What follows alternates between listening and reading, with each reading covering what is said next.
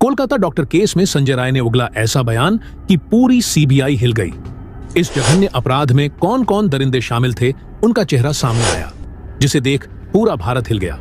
CCTV से delete किए गए एक ऐसे सीन को सीबीआई ने रिकवरी कर दबोचा कई दरिंदों को। क्या 4 नहीं, 7 नहीं, 8 नए चेहरों ने पलट दिया पूरे केस को? क्या 4 दरिंदों ने ऐसा बयान देकर चेंज कर दिया पूरे क्राइम सीन को? इन दरिंदों ने उस रात डॉक्टर बेटी के साथ क्या क्या किया और क्यों मारना पड़ा? लाई डिटेक्टर टेस्ट के दौरान उगल दिया अपने सारे अपराध। सीबीआई ने पूरी तरह से कंफर्म कर दिया है। क्या है पूरा मामला? आज मैं आपको बताऊंगा कि कोलकाता रेप केस में दरिंदे ने 4 घंटे तक महिला ट्रेनिंग डॉक्टर के साथ सेमिनार हॉल में क्या क्या किया है। आखिर उस रात कैसे हुई थी डॉक्टर बेटी की मौत?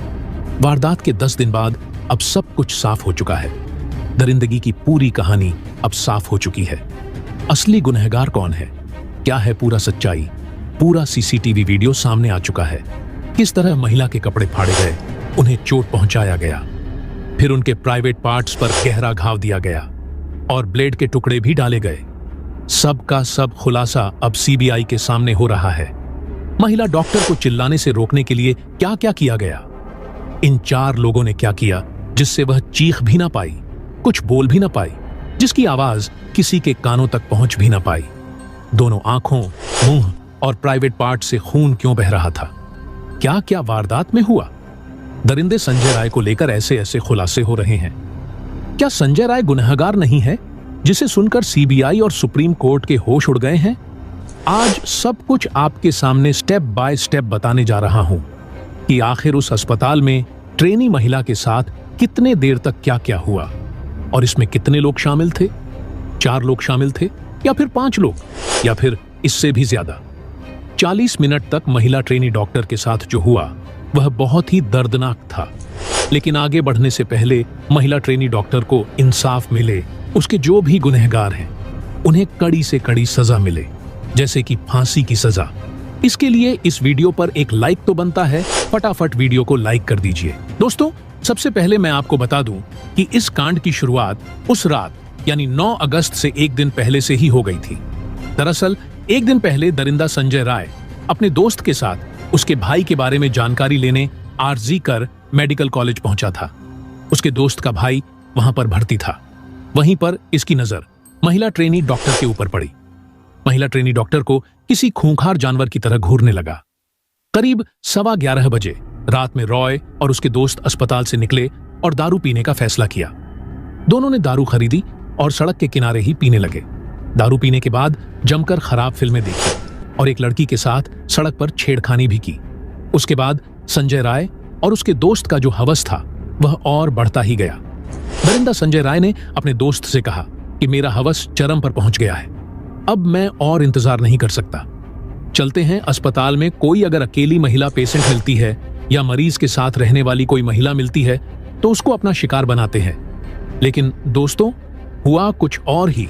संजय राय के दोस्त ने कहा कि अगर यहां कुछ करते हैं तो अस्पताल में बवाल हो जाएगा, उससे सही तो चलते हैं किसी रेड लाइट एरिया में, वहां अपने हवस को मिटाते हैं। उसके बाद वह दोनों कोलकाता के रेड लाइट एरिया में गए और फिर जो हुआ उसे सुनकर सुप्रीम कोर्ट से लेकर सीबीआई तक हैरान है। इसके बारे में हम आगे चर्चा करेंगे, लेकिन सबसे पहले यह जान लीजिए कि आखिर महिला ट्रेनी डॉक्टर संजय का शिकार कैसे बनी। सेमिनार हॉल में दरिंदे ने उस महिला ट्रेनी डॉक्टर के साथ क्या क्या किया। दरअसल सेमिनार हॉल में महिला डॉक्टर को चुपचाप गहरी नींद में सोते हुए देख दरिंदा संजय उस पर कूद पड़ा। वह गंभीर नशे में था और महिला के साथ जबरदस्ती करने लगा। हाल ही में उसने कई खराब फिल्में देखी थीं, जिसके कारण उसका हवस चरम सीमा पार कर रहा था। लेकिन जैसे ही महिला डॉक्टर की आंखें खुलीं, उन्होंने खुद को बचाने की पूरी कोशिश की। लेकिन माना जा रहा है कि उस वक्त सेमिनार हॉल में कोई दूसरा नहीं था जो उस महिला की रक्षा कर सके। लेकिन महिला ने खुद की रक्षा के लिए और किसी और को पास बुलाने के लिए, मदद के लिए जोर जोर से चिल्लाने लगी। महिला की तेज आवाज सुनकर संजय और भी ज्यादा आक्रामक हो गया। उन्हें चिल्लाने से रोकने के लिए संजय ने उनका नाक, मुंह और गले को लगातार दबाया। गला घोंटने से थायराइड कार्टिलेज टूट गया। लेकिन महिला ने फिर भी हार नहीं मानी। उन्होंने पूरी ताकत से अपनी आवाज को तेज किया। लेकिन इसके बाद संजय ने उनके सिर को दीवार से सटा दिया। जिससे वे चिल्ला ना सके, और फिर दरिंदे ने महिला पर तेज प्रहार करने शुरू कर दिए, जिसके कारण पेट, होंठ, उंगलियों और बाएं पैर पर गंभीर चोटें पाई गईं। अकेले और एकांत सेमिनार के अंदर उस महिला के ऊपर शराब के नशे में संजय किसी खूंखार जानवर की तरह पेश आ रहा था। वह बार बार उसके पर झपट्टा मार रहा था। महिला खुद को बचाने के लिए पूरी कोशिश कर रही थी। वे अंतिम सांस तक अपनी आबरू को बचाने के लिए जंग लड़ रही थी और संजय खूंखार शेर की तरह उसकी तरह झपट्टा मार रहा था। महिला पर पूरी तरह काबू पाने के लिए संजय ने उनके चेहरे पर एक बेहद तेज घूंसा मारा। उसने इतनी जोर से हमला किया कि चश्मे के शीशे के टुकड़े आंखों में घुस गए। दोनों आंखों, मुंह और प्राइवेट पार्ट से खून बह रहा था। संजय ने अपने नाखून से महिला के चेहरे, शरीर और कई अंगों पर गंभीर चोट दिए थे, क्योंकि महिला के चेहरे पर आरोपी के नाखूनों से बने खरोंच के निशान मिले हैं। इससे पता चलता है कि पीड़िता ने खुद को बचाने के लिए काफी संघर्ष किया था। इसी कारण ममता बनर्जी ने मोदी को पत्र लिखे हैं और ऐसे दरिंदों को सिर्फ 15 दिनों के अंदर फांसी पर लटकाने की मांग की है, ताकि इनके हौसले को तोड़ा जा सके और देश में दोबारा ऐसी जघन्य अपराध देखने को ना मिले। लेकिन दुर्भाग्य से उस सेमिनार हॉल में कोई सीसीटीवी कैमरा मौजूद नहीं था जो इस पूरे घटनाक्रम को कैमरे में कैद कर सके या उनकी मदद के लिए कोई मौके पर पहुंच सके और सीबीआई को सबूत जुटाने में मदद कर सके। लेकिन इसके बावजूद भी सब कुछ साफ हो रहा है। महिला डॉक्टर के साथ हुई दरिंदगी के मामले में पकड़े गए आरोपी Sanjay Roy civic police volunteer है। सीबीआई ने उसके मस्तिष्क की जांच कराई, जिससे पता चला कि संजय राय अंदर से बहुत ही खतरनाक और यौन विकृत इंसान है, जबकि देखने में वह साधारण लगता है। इस केस में ममता बनर्जी और उनकी टीम की भी लापरवाही सामने आ रही है, क्योंकि वारदात के ठीक बाद वहां रिकंस्ट्रक्शन काम क्यों करवाए गए, इससे काफी संदेह पैदा होते हैं। महिला पर काबू पाने के लिए संजय ने उनके साथ जमकर मारपीट की। वह पहले भी कई महिलाओं से खूनी मारपीट कर चुका था। आखिर ममता बनर्जी की पुलिस ऐसे दरिंदों के दिलों में भय पैदा करने के लिए कोई कड़ा कदम क्यों नहीं उठा रही? महिला को बुरी तरह टॉर्चर करने के बाद उसने बलात्कार किया, और यह बलात्कार कोई मामूली रेप केस नहीं था, बल्कि एक टॉर्चर के कारण ट्रेनी डॉक्टर के प्राइवेट पार्ट्स पर गहरा घाव पाया गया। इसका मतलब है कि बलात्कार करते समय संजय आदमी नहीं बल्कि जानवर बन गया था। इससे यह साफ हो जाता है कि दिल्ली के निर्भया कांड के बावजूद ममता बनर्जी की पुलिस सतर्क नहीं थी और अपराधी खुलेआम तांडव मचाने के लिए शहर में घूम रहे थे। सीबीआई के लिए सेमिनार हॉल सबसे बड़ा रहस्यमय स्थल बन गया है। सीबीआई अलग अलग टीमें इस सेमिनार हॉल से सबूत इकट्ठा करने के लिए 10 से अधिक बार यहां का दौरा कर चुकी हैं। सेमिनार हॉल में घटना घटने के बावजूद वहां पर मरम्मत का कार्य करवाया गया, जिसमें कई अहम सबूत मिट जाने की आशंका जताई जा रही है। सीबीआई टीम की जांच बार बार सेमिनार हॉल पर अटक रही है। सीबीआई के पास अपराध स्थल पर उसकी मौजूदगी के पुख्ता सबूत हैं, लेकिन अब भी वे डीएनए टेस्ट के नतीजों का इंतजार कर रहे हैं। लेकिन अब जान लीजिए कि बलात्कार करने का ठीक पहले संजय ने कैसे तैयारी की थी। आरोपी संजय रॉय पर शिकंजा कसता जा रहा है। इस बात की पूरी उम्मीद की जा रही है कि उसे फांसी की सजा दी जाएगी। सीसीटीवी फुटेज, उसके अपराध के कबूलनामे और फॉरेंसिक रिपोर्ट से यही पता चला है कि संजय राय 31 साल महिला ट्रेनी डॉक्टर के इर्द गिर्द ही घूम रहा था। पुलिस की पूछताछ में संजय राय ने कबूल किया है कि वह महिला ट्रेनी डॉक्टर को अपराध की रात से एक दिन पहले यानी 8 अगस्त को चेस्ट मेडिसिन वार्ड में देखा था।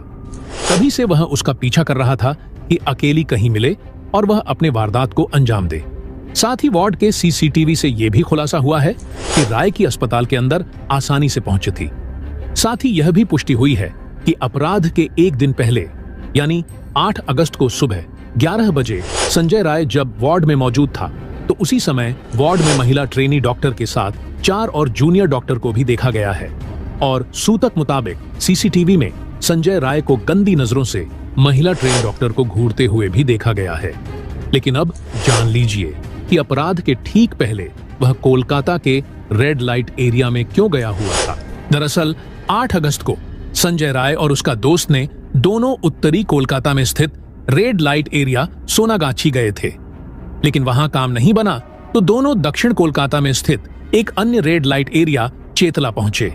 चेतला में उसका दोस्त एक वेश्या महिला के घर में घुसा, जबकि संजय रॉय बाहर खड़ा अपनी गर्लफ्रेंड से वीडियो कॉल पर बात करता रहा था। इस दौरान रॉय ने गर्लफ्रेंड से उसकी न्यूड तस्वीरें मांगी जो उसने भेज दी। इसके बाद रॉय और उसका दोस्त वापस आरजी कर मेडिकल कॉलेज लौट आए। यहां से रॉय चौथी मंजिल पर स्थित ट्रॉमा सेंटर चला गया। सुबह के 4 बजे सीसीटीवी फुटेज में दिखाई दे रहा है कि रॉय 3rd फ्लोर पर स्थित सेमिनार हॉल के कॉरिडोर में जा रहा है। उसके बाद वह पहले ऑपरेशन थिएटर में पहुंचता है। वहां डॉक्टर, नर्स या महिला मरीज को अपना शिकार बनाने की फिराक में था, लेकिन वहां कोई उसे नहीं मिला। फिर वह सेमिनार हॉल में पहुंचता है जहां महिला ट्रेनी डॉक्टर सो रही थी। उसके बाद वह महिला डॉक्टर पर कूद पड़ता है और बलात्कार करने के बाद उसे मार डालता है। डॉक्टर के शरीर के पास एक ब्लूटूथ डिवाइस पाया गया जिससे रॉय की गिरफ्तारी हुई। पुलिस ने जब आरोपी संजय राय के फोन की जांच की तो उसके फोन से सैकड़ों गंदी वीडियो देखने की हिस्ट्री का पता चला था। वह फोन को इंटरनेट के इस्तेमाल से इन वीडियो को देखता था। वो गंदी वीडियो भी अजीब किस्म के ही देखता था। पुलिस पूछताछ में आरोपी ने बताया कि उसने ट्रेनी डॉक्टर के साथ जो कुछ किया उसे लेकर उसे कोई पछतावा नहीं है। तो दोस्तों, इस दरिंदे को कौन सी सजा मिलनी चाहिए, कमेंट बॉक्स में जरूर बताइएगा। तो दोस्तों, जय हिंद, जय भारत।